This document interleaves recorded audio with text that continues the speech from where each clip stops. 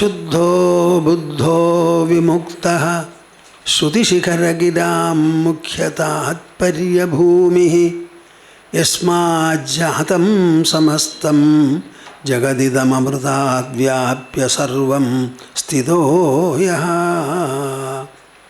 യസ്യാംശാംശാവതാരൈഃ സ്ഥിരനരവനജൈർരക്ഷിതം സർവമേതത് തം ഭൂമാനം മുകുന്ദം ഹൃദി ഗതമമലം കൃഷ്ണമേവ പ്രപദ്യേ തം ഭൂമാനം മുകുന്ദം ഹൃദി ഗതമമലം കൃഷ്ണമേവ പ്രപദ്യേ മദീയ ഹൃദയാകാശേ സദാനന്ദമയോ ഗുരുഃ ഉദേതു സതതം സമ്യക് സ്വാത്മാനന്ദ പ്രബോധകഃ.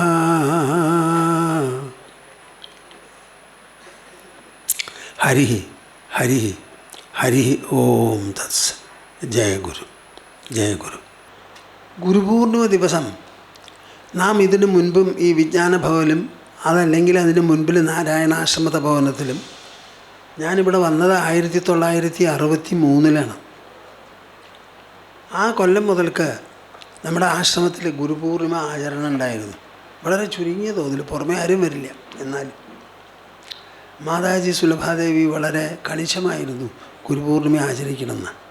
ഞാൻ എപ്പോഴും ഈ ഗുരുപൂർണിമയെ പറ്റി പറയുന്നത് നമ്മുടെ ഭാരത പഞ്ചാംഗത്തിലുള്ള ഏറ്റവും വിശേഷപ്പെട്ടതും പരമപ്രധാനവുമായിട്ടുള്ള ദിവ്യദിനമാണ് ഗുരുപൂർണിമ എന്നാണ്.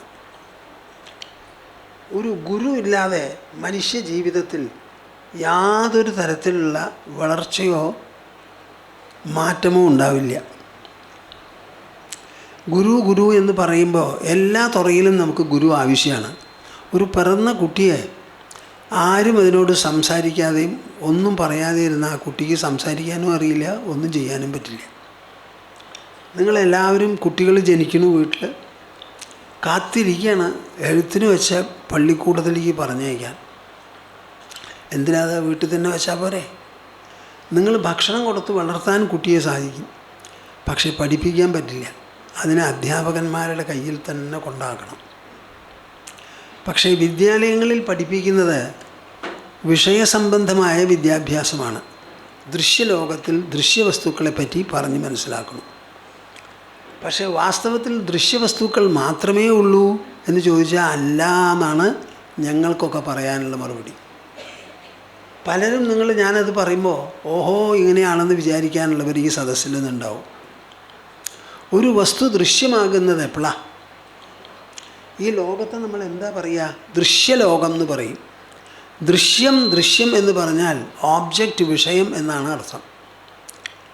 ഒരു വിഷയം ഉണ്ടെന്ന് പറയണമെങ്കിൽ പറയാനായിട്ട് അത് കാണാനും പറയാനുമായിട്ടുള്ള ഒരു ദ്രഷ്ട വേണം. കേൾക്കണുണ്ടോ നിങ്ങൾ എൻ്റെ ഭാഷ? ദ്രഷ്ടാവില്ലെങ്കിൽ ദൃശ്യമുണ്ടാവില്ല. ഒരു വാചകം എഴുതുകയാണെങ്കിൽ അവിടെ ഒരു കർത്താവും ക്രിയയും കർമ്മവും ഉണ്ടാവും. കർമ്മം ഉണ്ടാവണമെങ്കിൽ കർത്താവ് ഉണ്ടായാലേ പറ്റുള്ളൂ. കർത്താവില്ലെങ്കിൽ ക്രിയ ഉണ്ടാവില്ല. അപ്പോൾ ക്രിയയും കർമ്മവും ആശ്രയിക്കുന്നത് കർത്താവിനെയാണ്. അപ്പോൾ സബ്ജക്റ്റാണ് പ്രഥമം. ഈ ലോകത്തിനെ കണ്ടിട്ട് ഞാൻ കണ്ടു, ഞാൻ കാണുന്ന ലോകം എൻ്റെ ദൃശ്യലോകം എന്നല്ലേ പറയണത്. ഈ ലോകം എപ്പോഴെങ്കിലും പറഞ്ഞിട്ടുണ്ടോ ഞാൻ ദ്രഷ്ടാവാണ്, മനുഷ്യൻ എൻ്റെ ദൃശ്യമാണെന്ന്? ഈ ലോകത്തിന് കാണാൻ കണ്ണുണ്ടോ? പറയാൻ നാവുണ്ടോ? ഈ ലോകം പഞ്ചഭൂത നിർമ്മിതമാണ്. ആ പഞ്ചഭൂത നിർമ്മിതമായ ലോകത്തിന് ഒരു ചുക്കും ചുണ്ണാമ്പും ഇല്ല. ഒരു ചുക്കും ചുണ്ണാമ്പും ഇല്ലയെന്ന്. ഈ ഭൂമിയെ എന്തിനു കൊള്ളാം? മനുഷ്യൻ ഭൂമിയെ കൈകാര്യം ചെയ്ത് കൃഷി ചെയ്ത് വിളയെടുക്കുകയാണെങ്കിൽ സാധിക്കും. മനുഷ്യനല്ലാത്തൊരെണ്ണം ചെയ്യട്ടെ, ഞാൻ കാണട്ടെ. ഭൂമി വെറുതെ അവിടെ ഇരിക്കുകയുള്ളൂ, ഒന്നും അതിലാരും ചെയ്യില്ല. അപ്പം നമ്മുടെ മുൻപിൽ നാം കാണുന്നതാണ് ലോകം. ആ ലോകം ദൃശ്യമാകുന്നത് കാണുന്ന നമ്മൾക്കാണ്.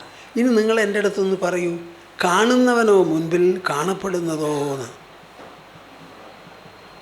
എന്താ അവർ മിണ്ടാത്തേ? കാണുന്നവനോ മുൻപിൽ, കാണപ്പെടുന്നവനോ മുൻപിൽ? കാണപ്പെടുന്നതോ? കാണുന്നവൻ.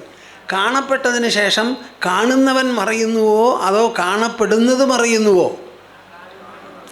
എല്ലാ ദിവസവും 16-17 മണിക്കൂർ നിങ്ങൾ ഉണർന്നിരിക്കുന്നു.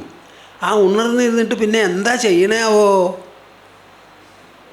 ഒരാൾക്ക് മറുപടി പറയാനില്ല. കണ്ടില്ലേ? ഉറങ്ങണു. എണീറ്റവനൊക്കെ കിടന്നുറങ്ങണു. ഉറങ്ങിയവൻ എണീക്കണു. ഉറക്കത്തിൽ നിന്നല്ലാതെ എണീറ്റ ആരെങ്കിലും ഒരാളെ എനിക്ക് കാണിച്ചു തരാമോ നിങ്ങൾ? എണീറ്റതിന് ശേഷം അവസാനം ഉറങ്ങുകയാണ് പിന്നെ ചെയ്യണത്. അപ്പോൾ ഈ കാഴ്ച എപ്പോഴാണ്? 2 ഉറക്കത്തിൻ്റെ ഉള്ളിലാണ്. ഉറക്കമോ ഒന്നുമില്ല, ആരുമില്ല, ഒന്നുമില്ല എന്ന് പറഞ്ഞിട്ടല്ലേ കിടന്ന് ഉറങ്ങണത്. ആ ഉറക്കത്തിൽ നിന്നല്ലേ ഈ ഉണർച്ച ഉണ്ടാവുന്നത്. അപ്പോഴാണല്ലോ ഈ ലോകം പൊട്ടി വിരിയുന്നത്. അപ്പോൾ ഈ ലോകത്തിൻ്റെ സ്ഥാനം എവിടെയാണ്? മനുഷ്യൻ്റെ 2 ഉറക്കത്തിൻ്റെ മധ്യത്തിൽ. അതിൻ്റെ ഉറവിടവും മനുഷ്യനിലാണ്. എന്നെങ്കിലും മനസ്സിലാക്കൂ നിങ്ങൾ ഈ ഗുരുപൂർണിമ ദിവസക്കെങ്കിലും. ഈ ശാസ്ത്രജ്ഞന്മാരെ എത്ര കാലം വേണമെങ്കിൽ ഈ ലോകത്തിൽ റിസർച്ച് ചെയ്തോട്ടെ, അവർ ഈ ലോകത്തിൻ്റെ ഉദ്ഭവം കണ്ടുപിടിക്കാൻ സാധിക്കില്ല. കാരണം അത് ജഡമായ ദൃശ്യമാണ്. ആ ലോകത്തിനെ കാണുന്ന ദ്രഷ്ടാവാണ് ആ ദൃശ്യത്തിൻ്റെ ഉറവിടം.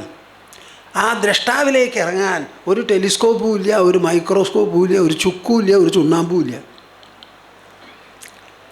ദൃഷ്ടമണ്ഡലത്തിലാണ് ദൃശ്യം പ്രകാശിക്കുന്നത്. നമ്മുടെ കണ്ണുകൊണ്ട് കാണുക എന്ന് പറഞ്ഞാൽ എന്താ?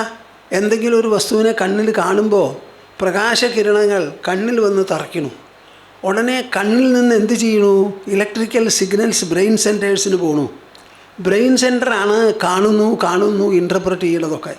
അപ്പം നിങ്ങൾ പറയൂ, കാഴ്ച ബാഹ്യമോ ആന്തരമോ? ഒന്ന് പറയുന്നപ്പാ. ഏതെങ്കിലും ഒരു കാഴ്ച ബാഹ്യമുണ്ടോ ലോകത്തിൽ? നമ്മുടെ സർവ്വതും ആന്തരമാണ്. അനുഭവങ്ങൾ മുഴുവനും മനസ്സിനെ തട്ടി നിൽക്കുന്നതാണ്. അപ്പോൾ ഈ പ്രപഞ്ചം എന്ന് പറയുന്നതും നിങ്ങളുടെ മനോമണ്ഡലത്തിൽ വിരിഞ്ഞു വരുന്നതായ താമരപ്പൂക്കളാണ്. കണ്ണാടിയുടെ ഉള്ളിൽ എങ്ങനെ പ്രതിബിംബമോ അതേമാതിരി നമ്മുടെ മനസ്സിലുള്ള മനഃപ്രതിച്ഛായകളാണ് നാം കാണുന്നത് മുഴുവനും. അപ്പോൾ ഈ ദൃശ്യലോകത്തെ പറ്റിയിട്ടുള്ള പഠിപ്പേ അക്കാഡമിക് സെൻറ്റേഴ്സ് കിൻഡർഗാർട്ടൻ മുതൽക്ക് പോസ്റ്റ് PhD റിസർച്ച് ഉണ്ടല്ലോ, പോസ്റ്റ് ഡോക്ടറി റിസർച്ച് വരെയുള്ള സ്ഥലത്തൊക്കെ നടക്കുന്നത്. എന്നാൽ അതുകൊണ്ട് അറിവ് പൂർണ്ണമാകുന്നില്ല. മനുഷ്യൻ്റെ ജന്മം സഫലമാകുന്നില്ല. മനുഷ്യൻ്റെ ജന്മം സഫലമാകണമെങ്കിൽ, അറിവ് പൂർണ്ണമാകണമെങ്കിൽ ദൃശ്യം ആർക്ക് ദൃശ്യമാകുന്നതോ ആ ദ്രഷ്ടാവിൻ്റെ മണ്ഡലത്തിലേക്ക് നമ്മൾ ഇറങ്ങിച്ചെല്ലണം. ആ ഇറങ്ങിച്ചെല്ലുക എന്ന് പറഞ്ഞാൽ നമ്മുടെ ശരീരത്തിൻ്റെ ഉള്ളിൽ ഇറങ്ങിച്ചെല്ലുകയെന്ന്. അവിടെയാണ് ഈ ധ്യാനം. നിങ്ങൾ ആരെങ്കിലും ധ്യാനിക്കുന്നുണ്ടോ? ഒരു ദിവസത്തിൽ കുട്ടികളെ അടക്കം നിങ്ങൾ പറയണം, മിണ്ടാണ്ട് 10-20 മിനിറ്റ് ഇരിക്കുമെന്ന്. കുട്ടികളെ പഠിപ്പിക്കണം. അതിരിക്കാൻ പറ്റില്ല. അതുകൊണ്ടാണ് നാമം ജപിക്കാൻ പറയണത്. നാമം ജപിച്ചില്ലെങ്കിലും കൊള്ളാം, അവർ വെറുതെ ഇരുന്നാൽ മതി. അതൊരു പരിശീലനമാണ്. മുറിയിൽ വാതിലും ജനലും അടച്ചിട്ട് നിങ്ങളൊരു ആസനത്തിൽ ചമ്രം പടിഞ്ഞിരുന്ന് കൈകോർത്ത് മടിയിൽ വെച്ച് കണ്ണടച്ചിരിക്കുക.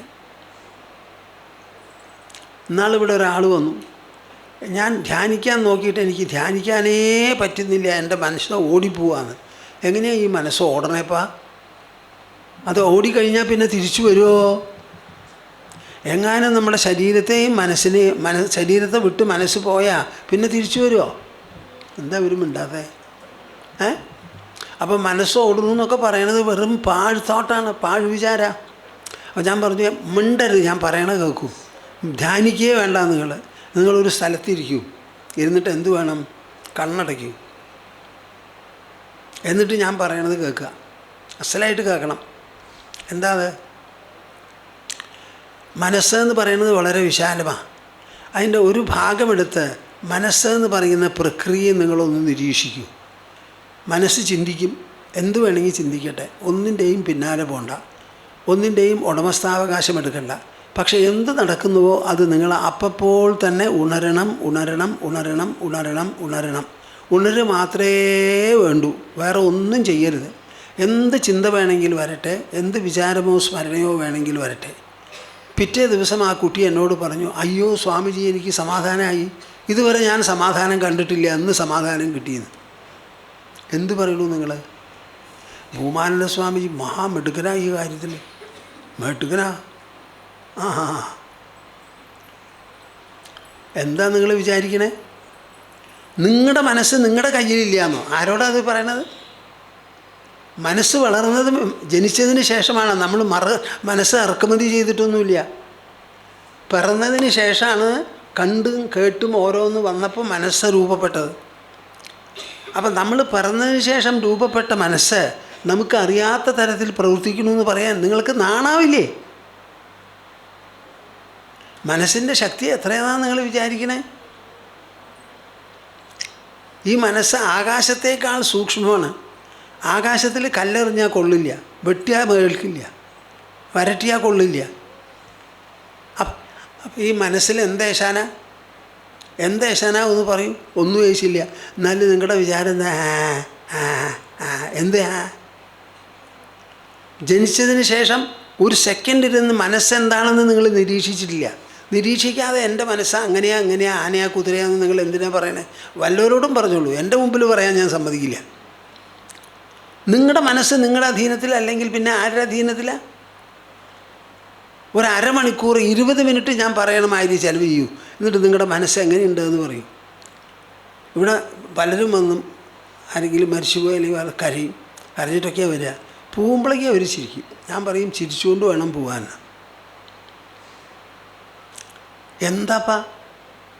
എന്താ നിങ്ങൾ ഈ വിചാരിക്കണേ? നിങ്ങളുടെ ശരീരത്തിലെല്ലാം ഏൽക്കും, മനസ്സിൽ ഒരു സാധനവും ഏൽക്കില്ല. ഞാനൊരു കാര്യം ചോദിക്കട്ടെ നിങ്ങളോട്. കണ്ണുകൊണ്ട് പല നിറങ്ങളും നമ്മൾ കാണുന്നു. ഏതെങ്കിലും നിറമാവണുണ്ടോ കണ്ണ്? ഉവ്വോ? തീ കണ്ടാൽ ചുടുന്നുണ്ടോ? മനസ്സുകൊണ്ട് തീ എന്ന് പറഞ്ഞാൽ ചുടുവോ?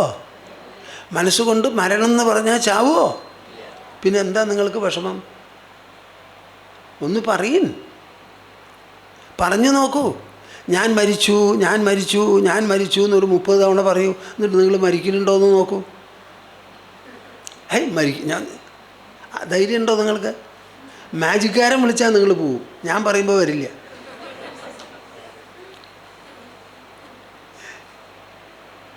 ഈ മനസ്സെന്ന് പറയുന്നത് എന്ത് വിശേഷപ്പെട്ട ഒരു സാധനമാണപ്പാ.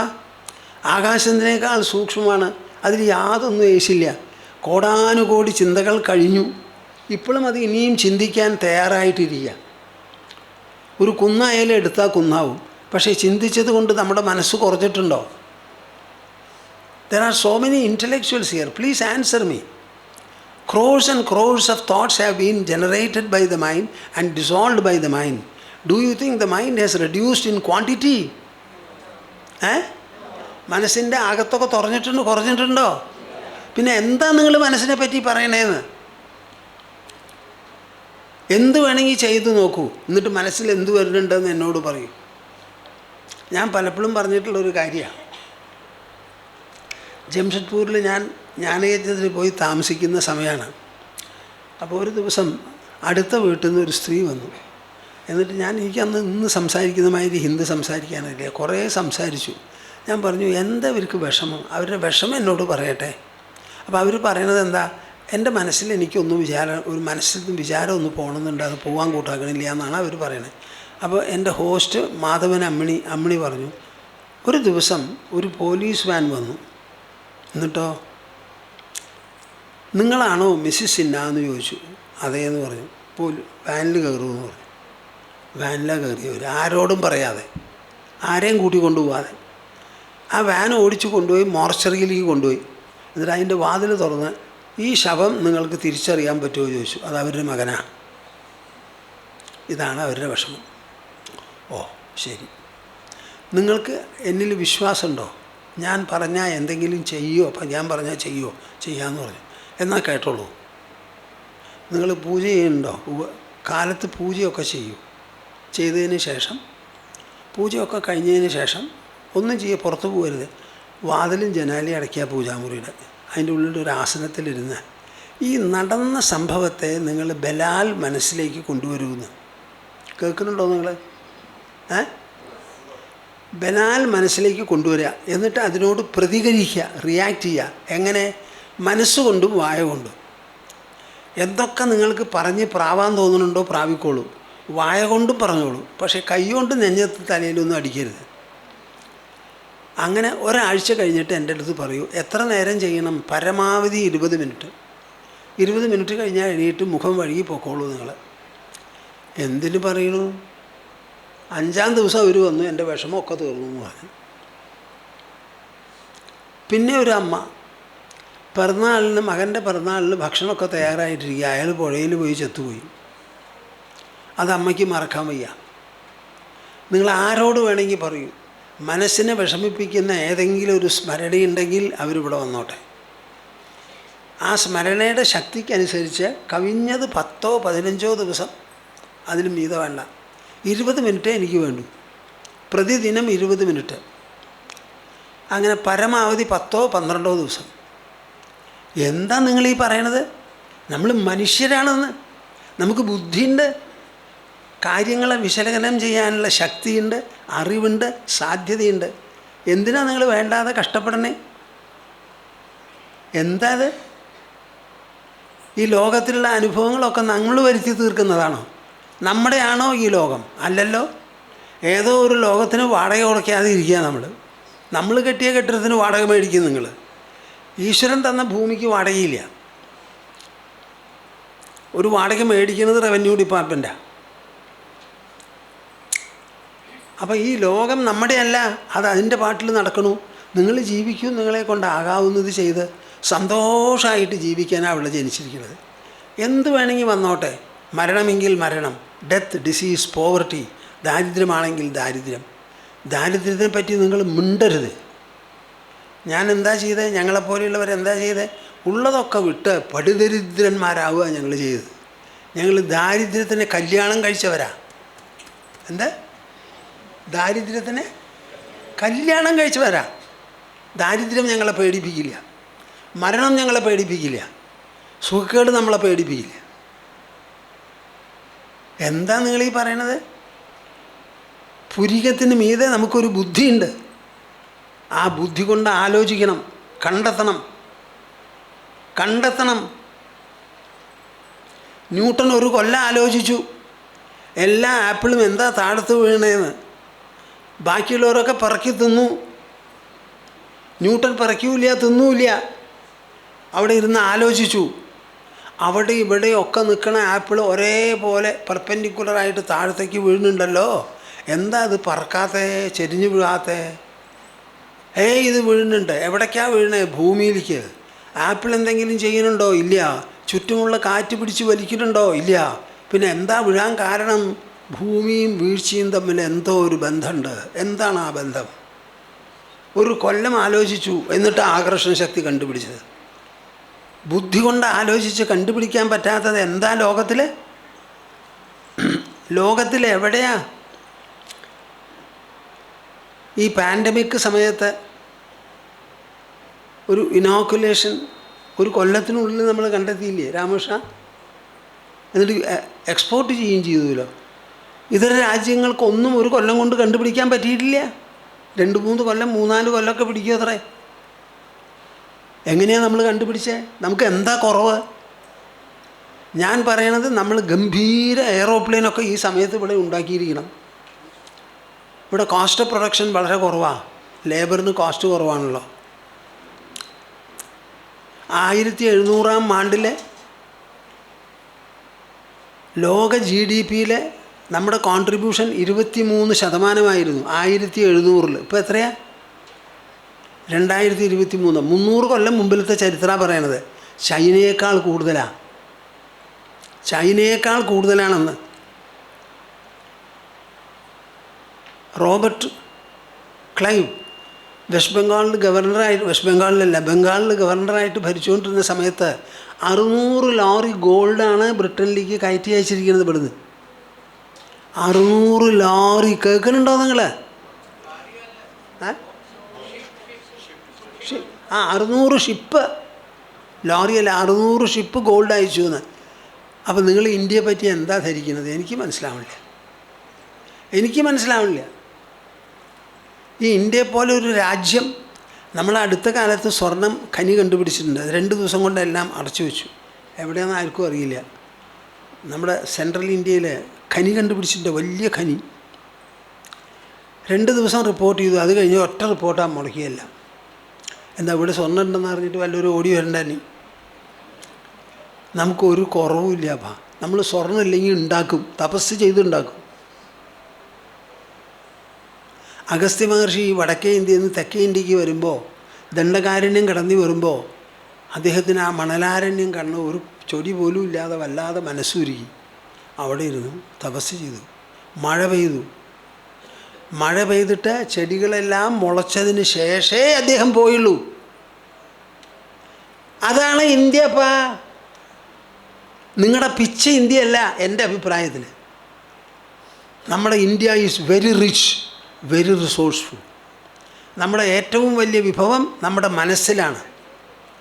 V are the people who have dipped into, probed into and found inexhaustible, invaluable resources within the body of man, in the mind of man, in the intelligence of man, which cannot be robbed or destroyed by anyone in this world, including Mr.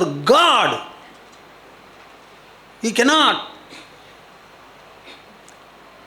We are so powerful and resourceful. This is what Guru Purnima tells us. The Guru teaches us. നിങ്ങൾക്ക് അച്ഛനമ്മമാർ ജന്മം നൽകിയിട്ടുണ്ടാവും. നിങ്ങളുടെ ശരീരത്തിന് മാത്രമേ അവർ പെറ്റിട്ടുള്ളൂ. ഗർഭാശയത്തിലുള്ള കുട്ടി രൂപപ്പെട്ടത് അമ്മയെ ചൊല്ലിയോ അച്ഛനെ ചൊല്ലിയോ ഒന്നുമല്ല. അത് തന്നെത്താനെ അമ്മയുടെ ശരീരത്തിൽ നിന്ന് രക്തം വലിച്ചെടുത്ത് സ്വയം കണ്ണും മൂക്കും നാവും എല്ലാം അത് ഉണ്ടാക്കി തീർത്തു. അതിൽ അമ്മയ്ക്കൊരു പങ്കുമില്ല, അച്ഛനൊരു പങ്കുമില്ല. പിന്നെ എന്താ നിങ്ങൾ ഈ പറയണത്? എനിക്ക് മനസ്സിലാവണില്ല. ഈശ്വരനും പ്രകൃതിയും രൂപപ്പെടുത്തിയ ഒരു ശരീരത്തോടു കൂടിയാണ് ഒരു കുഞ്ഞ് ഭൂമിയിൽ അവതരിക്കുന്നതപ്പാ. ഒരൊറ്റ ആൾ മിണ്ടരുത്. അച്ഛനെ ബഹുമാനിക്കണു, നമ്മൾ അമ്മയെ ബഹുമാനിക്കണു. പെറ്റ ഉടനെ പൊക്കിൾക്കൊടി മുറിച്ചപ്പോൾ അവരാണ് എല്ലാം നോക്കിയത്, സമ്മതിച്ചു. അതിനു മുമ്പ് രൂപപ്പെടുത്തിയത്. അമ്മയോട് ചെന്ന് ചോദിക്കൂ, അമ്മ എനിക്ക് കണ്ണ് തന്നുവോ? അമ്മ മൂക്കുണ്ടാക്കിയോ? ചുണ്ടുണ്ടാക്കിയോ? ഒന്ന് ചോദിക്കൂ. ഒരൊറ്റ ആളും ഒന്നും ചെയ്തിട്ടില്ലപ്പാ. ദൈവം രൂപപ്പെടുത്തിയ ശരീരത്തിലാണ് നമ്മൾ ജീവിക്കുന്നത്. ദൈവം രൂപപ്പെടുത്തിയ പ്രപഞ്ചത്തിലാണ് നമ്മൾ വസിക്കുന്നത്. ദൈവം തരുന്ന കാറ്റാണ് ശ്വസിക്കുന്നത്. അദ്ദേഹം തരുന്ന ജലമാണ് കുടിക്കുന്നത്. അദ്ദേഹത്തിൻ്റെ ഭൂമിയിലാണ് നമ്മൾ ചമ്രം പടിഞ്ഞിരിക്കുന്നത്, നിൽക്കുന്നത്, നടക്കുന്നത്. ഒരൊറ്റ സാധനം ഇതിൽ ഈശ്വരൻ അല്ലാതെയില്ല. ഒക്കെ ഈശ്വരീയം, ഈശ്വരീയം, ഈശ്വരീയം.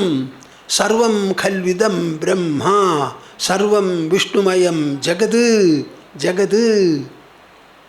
ഇതാണ് സത്യം. ഈ സത്യമാണ് ഗുരുപൂർണിമയ്ക്ക് ഗുരു ശിഷ്യന്മാർക്ക് ഓതിക്കൊടുക്കുന്നത്. അതൊരു സദ്ഗുരുവിന് മാത്രമേ പറയാൻ പറ്റുള്ളൂ. ഒരച്ഛനും പറയാൻ പറ്റില്ല, ഒരമ്മയ്ക്കും പറയാൻ പറ്റില്ല, ഒരു ഫിലോസഫി പ്രൊഫസറിനും പറയാൻ പറ്റില്ല. അതാണ് ഈ ഗുരുപൂർണിമയുടെ വിശേഷം. നിങ്ങളോട് എനിക്ക് പലതും സംസാരിക്കാം, പക്ഷേ ഞാൻ സംസാരിക്കില്ല. നിങ്ങളോട് എന്ത് സംസാരിക്കണോ അതേ സംസാരിക്കുള്ളൂ. നിങ്ങൾ എന്തറിയണോ അതാണ് പറയുക. നിങ്ങളെക്കൊണ്ട് അത് ഗ്രഹിപ്പിക്കുക, അതാണ് എൻ്റെ ഉദ്ദേശം. വല്ലതും പറഞ്ഞങ്ങോട്ട് പോവല്ല. പറയില്ല വല്ലതും, നല്ലതേ പറയൂ, കേൾക്കേണ്ടതേ പറയൂ. ഞാൻ വളരെ ചുരുക്കം വായിച്ചവനാണ്, നിങ്ങൾ അതിശയപ്പെടും.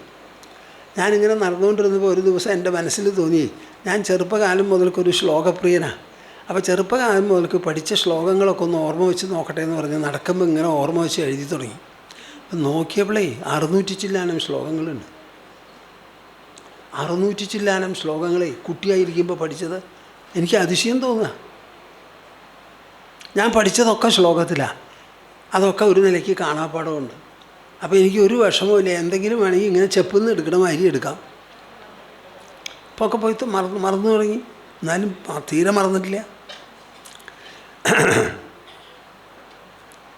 ഈ ഗുരുപൂർണിമയ്ക്ക് ഈ ഉള്ളിലുള്ള ആ വിശേഷപ്പെട്ട നിധി, treasure within the body of man, treasure the inner resources held by the human mind, the human intelligence, നമ്മുടെ മനസ്സും ബുദ്ധിയും രണ്ടും ധരിക്കുന്ന ആ ട്രഷറുണ്ടല്ലോ, ആ ട്രഷർ നിങ്ങളെ വിളിച്ച് അറിയിപ്പിക്കാനാണ് ഈ ഗുരുപൂർണിമ.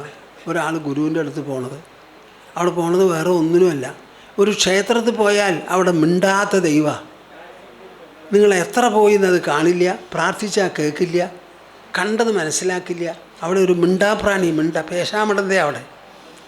പക്ഷേ ആശ്രമത്തിൽ വന്നാൽ ഇവിടെ എത്ര ദിവസം അവർ മീറ്റിംഗ് കൂടിയെന്നറിയോ? ഇന്നത്തെ ഫംഗ്ഷൻ നടത്താൻ അവരെ ഇന്നമാതിരി വിളിക്കണം, വന്നവരെ സ്വാഗതം ചെയ്യണം, ഇവിടുന്ന് അങ്ങനെ ഇവിടെ ഒരു പവർ പോയിൻ്റ് പ്രോഗ്രാമൊക്കെ ഉണ്ടാക്കി കാണിച്ചു കൊടുത്ത് 3, 4, 5 തവണ മീറ്റിംഗൊക്കെ കഴിച്ച് എന്തൊക്കെയാണ് കഴിച്ചിരിക്കണേന്നറിയോ? ഞങ്ങൾക്ക് ഇവിടെ സ്ഥല സൗകര്യം ഇല്ലല്ലോ. എല്ലാവരും വന്ന് ഇരിക്കാനും ഭക്ഷണം കൊടുക്കാനും പറ്റിയ തരത്തിൽ 1000 ആൾക്കെങ്കിലും അസംബിൾ ചെയ്യാവുന്ന ഒരു സ്ഥലം ഉടനടി ഉണ്ടാക്കണമെന്നാണ് പറഞ്ഞത് ഞാൻ സ്വാമിജിയോട്. ഇതിപ്പോൾ അവിടെ ഇവിടെ 3-4 ദിക്കിലൊക്കെ ആയിട്ടാണ്, വലിയ ബുദ്ധിമുട്ടാണ്. വന്നവരെ വേണ്ടതുപോലെ സത്കരിക്കണം. അമ്മ പറയുന്നു അടുത്ത കൊല്ലം ഞങ്ങളെക്കൊണ്ട് ആവില്ല, വേണ്ടാന്ന് വെച്ചോളൂ എന്ന് പറഞ്ഞു. ഞാൻ വളരെയധികം ചുമതലയും ആവശ്യങ്ങളൊക്കെ ഉണ്ടല്ലോ. അപ്പോൾ ഈ ഗുരുപൂർണിമ എന്ന് പറഞ്ഞാൽ ഇതാണ്. ഒരു ഗുരു എന്താ പറയുക എന്നുള്ളത് നിങ്ങൾ മനസ്സിലാക്കണം.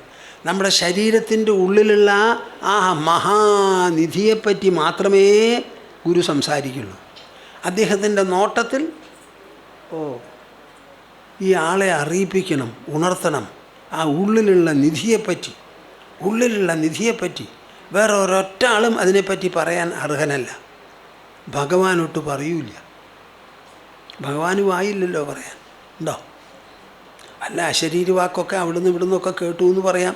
അത് ചെവിയാണ് കേൾക്കുന്നത്. ഭഗവാൻ പറഞ്ഞിട്ടുണ്ടോ എന്നുള്ള കാര്യം സംശയമാണ്. ചെവി കേൾക്കണു. അപ്പോൾ ഇതാണ് ഗുരുപൂർണിമയ്ക്കുള്ള വിശേഷം. നിങ്ങളെല്ലാവരും വന്നത് വളരെ സന്തോഷിച്ച് ഞാൻ എല്ലാവരെയും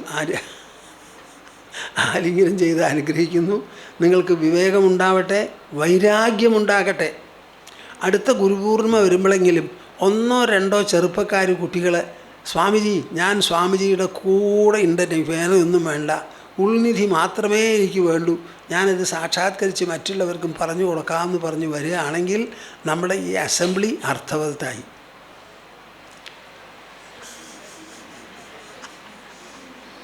മറ്റതിങ്ങനെ കേട്ട് സ്വാമിജി പറഞ്ഞോളൂ, ഞങ്ങൾ കേൾക്കാം, ഭാഗവതരെ പാടിക്കോളൂ, എന്നിട്ട് പോകുന്ന സമയത്ത് വാതിലടച്ചിട്ട് വേണം പോകാമെന്ന് പറഞ്ഞു. അത്രേ അങ്ങനെ പറ്റില്ല. നിങ്ങളെല്ലാവരും വന്ന് കേൾക്കണത് ഗ്രഹിക്കാനാ. ഞാൻ എപ്പോഴും പറയും, I have read minimum. Whatever I read I have understood. Whatever I have understood I have become. Whatever I have become I am. ഞാൻ വായിച്ചത് ചുരുക്കം, വായിച്ചത് ഗ്രഹിക്കാനാണ്, ഗ്രഹിച്ചത് ആയിത്തീരാനാ, ആയിത്തീരുന്നത് അതേപോലെ ഇരിക്കാനാണ്. ഇതാണ് എൻ്റെ ജീവിതത്തിൽ വന്നിട്ടുള്ളത്. ഇതൊക്കെ എൻ്റെ ഗുരുവുമായിട്ടുള്ള ആ സമ്പർക്കവും അദ്ദേഹത്തിൽ നിന്ന് കിട്ടിയിട്ടുള്ള ആ വിശേഷപ്പെട്ട, എന്താ ഞാൻ എനിക്ക് ചിത്രീകരിക്കാനൊന്നുമില്ല, അനുഗ്രഹം എന്ന് പറഞ്ഞോളൂ, എന്ത് വേണമെങ്കിൽ പറഞ്ഞോളൂ. ഒരു ദിവസം ഞാൻ നമ്മുടെ ഗുരുവിൻ്റെ അടുത്ത് ചോദിച്ചേ, രാമകൃഷ്ണ പരമഹംസന് 10-12 ഡിസൈപ്പിൾസ് ഉണ്ടായിരുന്നു, വളരെ സന്തോഷമായി എന്നൊക്കെ പറയുന്നുണ്ട്. ഞങ്ങൾ അത്രയൊന്നും ഇല്ലെങ്കിൽ 3-4 ശിഷ്യന്മാർ, 4-5 ശിഷ്യന്മാരൊക്കെ ഉണ്ട്. അപ്പോൾ അങ്ങക്ക് ഞങ്ങളെ ചൊല്ലി എന്താ അഭിപ്രായം? പൂർണ്ണ തൃപ്തിയുണ്ടോ? എനിക്ക് വളരെയധികം തൃപ്തിയുണ്ട്. രാമകൃഷ്ണദേവനേക്കാൾ സന്തുഷ്ടനാണ് ഞാൻ. നിങ്ങൾക്ക് എല്ലാവർക്കും എന്നോട് കൂടിയുള്ള സമ്പർക്കം കൊണ്ട് വിശേഷപ്പെട്ട ഒരു നേട്ടം ഉണ്ടായിട്ടുണ്ട്. അത് ഒരേ ദിവസം ചെല്ലുന്തോറും നിങ്ങൾ മനസ്സിലാക്കുന്നു. ആ നേട്ടമാണ് നിങ്ങൾ എന്നിൽ കാണുന്നത്. കൽക്കത്ത ഞാൻ വിടുന്ന സമയത്ത് എനിക്ക് കവിഞ്ഞത് 2 മാസത്തിനെക്കുറിച്ച് ചിന്തിക്കാൻ പറ്റുമായിരുന്നു. കവിഞ്ഞത് 2 മാസം. ആ 2 മാസം എത്ര മാസം കഴിഞ്ഞു? ഞാൻ വിചാരിച്ചു ഏതെങ്കിലും ഒരു മരത്തിൻ്റെ ചുവട്ടിൽ ചെന്നിരിക്കണം. അവസാനം ഇപ്പോൾ ഇരുന്നത് കുന്നിൻ്റെ പാണ്ഡവഗിരിയുടെ ചെരുവിലാണ്. ഞാനിവിടെ വന്നപ്പോൾ മുയലും പാമ്പും കുറുക്കനായിരുന്നു ഇവിടെ. ഇന്നിപ്പോൾ നമ്മുടെ വളപ്പിൽ ഒരു പുല്ലും കൂടി ഉണ്ടായിരുന്നു. ഇപ്പോൾ പുല്ല് ധാരാളം മുളച്ചിട്ട് അതിൻ്റെ ഉള്ളിലാണ് കുറുക്കൻ താമസിക്കുന്നത്. ഇപ്പോൾ മയിലുമൊക്കെ. അപ്പോൾ ഇതൊക്കെ ആയത്, ഞാൻ എപ്പോഴും പറയും, ഞാൻ ഒരാൾക്ക് ദീക്ഷ കൊടുത്ത് ആ ആൾ ഒരു പാറപ്പുറത്ത് കൽപ്പുറത്ത് ഇരുന്ന് തപസ് ചെയ്തോളൂ, കഴിഞ്ഞാൽ അതൊരു ഗാർഡനായി തീരുമെന്ന് പറയും. അത്ര വിശേഷപ്പെട്ടതാണ് ഞാൻ കൊടുക്കുന്ന ഈ ബ്രഹ്മവിദ്യാ ദീക്ഷ. അതിൻ്റെ മഹത്വം മനസ്സിലാക്കി ഈ ദീക്ഷയൊക്കെ കയ്യിൽ കിട്ടിയാൽ പിന്നെ നിങ്ങൾ മേടിക്കുന്നവരാവരുത്, കൊടുക്കുന്നവരാവണം. I don't want any one of you to be takers, but you become givers. Givers. Givers. കൊടുത്തു നോക്കൂ, അപ്പോഴേ അറിയുള്ളൂ. കൊടുക്കുന്ന കാര്യങ്ങൾക്ക് ഉണ്ടെങ്കിലല്ലേ കൊടുക്കുള്ളൂ. അപ്പോൾ കൊടുക്കാൻ തുടങ്ങിയാൽ പിന്നെ ആ കൊടുക്കൽ നിർത്താൻ പറ്റില്ലല്ലോ. ഈശ്വരൻ ഈ കൊടുക്കുന്ന ആൾക്കാർ വളരെ ചുരുക്കാം. അപ്പോൾ അദ്ദേഹം ആ കരങ്ങളെ പുഷ്ടിപ്പെടുത്തുന്നത് ആരായാലും വലിയ വലിയ സംഗതികളൊക്കെ ഉണ്ടായിരിക്കുന്നത് ഒരൊറ്റ ആളുടെ കൊടുക്കലും കൊണ്ടാണ്. ജലാറാം എന്ന് പറഞ്ഞിട്ടൊരു സത്രമുണ്ട് ഗുജറാത്തിൽ. ജലാറാം എന്ന് പറഞ്ഞിട്ടൊരു ഒറ്റ ബാബ, അദ്ദേഹമായിരുന്നു അതിഥികളെ ശുശ്രൂഷിക്കുന്ന ആൾ. അദ്ദേഹത്തിൻ്റെ പേരിൽ അത് സിദ്ധി കൂടി. ഒരു ദിവസം ഒരാൾ വന്നിട്ട് പറഞ്ഞു, ഭക്ഷണമൊക്കെ കഴിച്ചു തൃപ്തിയായോ? മുഴുവൻ തൃപ്തിയായില്ല. എന്താ വേണ്ടേ? കൂടെ നിൽക്കുന്ന ആളെ എൻ്റെ അടുത്ത് പറഞ്ഞയക്കുന്നു, അത് ഭാര്യയാണ്. അപ്പോൾ അദ്ദേഹം പറഞ്ഞു അത്രേ, അവളോട് പറയാം അവൾക്ക് ഇഷ്ടമുണ്ടെങ്കിൽ വന്നോട്ടെ എന്ന് പറഞ്ഞപ്പോൾ ഞാൻ പോവാമെന്ന് പറഞ്ഞു. അപ്പോൾ അങ്ങനെ ആയാൽ പറ്റില്ല, താനും കൂടി കൂടെ വരണം, അല്ലെങ്കിൽ സ്ത്രീകളെ കൊണ്ടുപോയി എന്ന് പറയില്ലേ. അപ്പോൾ അവർ കൊണ്ടാക്കി. ഒരു കാട്ടിൻ്റെ അടുത്ത് എത്തിയപ്പോൾ അവിടെ നിന്നു. നിങ്ങളിവിടെ ഇരിക്കണം, എൻ്റെ കയ്യിലുള്ള ഭാണ്ഡം ഇത് അവിടെ വയ്ക്കണം, ഞാൻ പോവാം. പിന്നെ മരിച്ചു വരുന്നു. പോയ ആൾ തിരിച്ചു വന്നില്ല. പിന്നെ ആ ഭാണ്ഡവും കൊണ്ട് അവിടെ വച്ചിരിക്കുക. ആ ജലാറാം എന്ന് പറയുന്ന സത്രം ഉണ്ടല്ലോ, അവിടെ നിങ്ങൾ ഊണ് കഴിച്ചാൽ എന്തെങ്കിലും കൊടുത്താൽ അവർ മേടിക്കില്ല. നിങ്ങളുടെ അടുത്ത പരിസരത്തുള്ളവർക്ക് കൊടുത്തോളൂ, ഞങ്ങൾക്ക് പൈസ വേണ്ട എന്ന് പറയുന്നത്. ഒരു പൈസ അവർ മേടിക്കണില്ല. അവിടെ നടക്കുന്നത് എത്ര 100 1000 കണക്കിന് ജനങ്ങൾ ഭക്ഷണം കഴിക്കുന്നുണ്ട്. ഒരൊറ്റ ആളുടെ തപസ്സിൽ നിന്നുണ്ടായതാണ് അത് മുഴുവൻ. അതേമാതിരി നമ്മുടെ രാജ്യം തപസ്സിൻ്റെ രാജ്യമാണ്, ഉൾമഹിമയുടെ രാജ്യമാണ്. അജയ്യമായിരിക്കുന്ന ഒരു പ്രഭാവം നമ്മുടെ ഉള്ളിലുണ്ട് എന്ന് പറഞ്ഞ് ധരിപ്പിക്കുന്നതാണ് നമ്മുടെ സംസ്കാരം. ഇതിൻ്റെ മുൻപിൽ ഒരു പിച്ചത്തമോ ഒരു ഏഴത്തമോ ഇല്ല. We refuse to become poor. We refuse to become a slave. നമ്മുടെ സംസ്കാരം അത്ര വിശേഷപ്പെട്ടതാണ്. ശരി, നിർത്തട്ടെ. എല്ലാവരും നന്നായിരിക്കൂ. നിങ്ങളുടെ മനസ്സ് ധനികമാകട്ടെ, സമ്പൂർണ്ണമാകട്ടെ, നിറവും തികവുമൊക്കെ ഉണ്ടാവട്ടെ. അതിനായി എല്ലാവരെയും ഞാൻ മനസ്സാ ആലിംഗനം ചെയ്ത് അനുഗ്രഹിക്കുന്നു. ഗോവിന്ദനാമ സങ്കീർത്തനം. ഗോവിന്ദ ഗോവിന്ദ. നമഃ പാർവതീപതയേ. ഹര ഹര മഹാദേവ.